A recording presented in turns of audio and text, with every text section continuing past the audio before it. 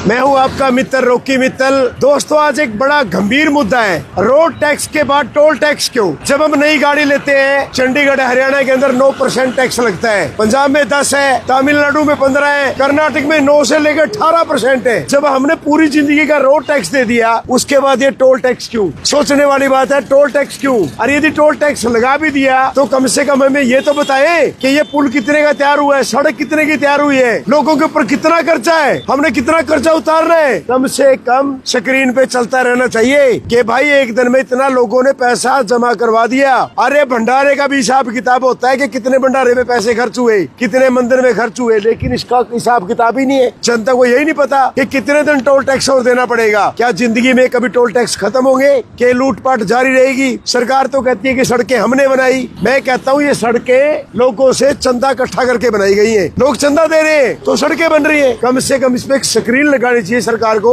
ताकि ये पता लगे जो लोगों के ऊपर कर्जा है सड़कों का, पुलों का, वो लोगों ने कितना कर्जा और उतारना बाकी है। बस मैं तो यही कहूंगा, यदि रोड टैक्स है तो टोल टैक्स क्यों, और यदि टोल टैक्स है तो लोगों को जानकारी होनी चाहिए कि कितने की सड़क बनी और कितने दिन में खत्म होगा। क्योंकि भाई नेताओं को तो कोई फर्क पड़ता नहीं, नेताओं के परिवार का तो टोल टैक्स माफी होता है। इसलिए मरता कौन है? आम जनता। पिसती कौन है? आम जनता। जय हिंद।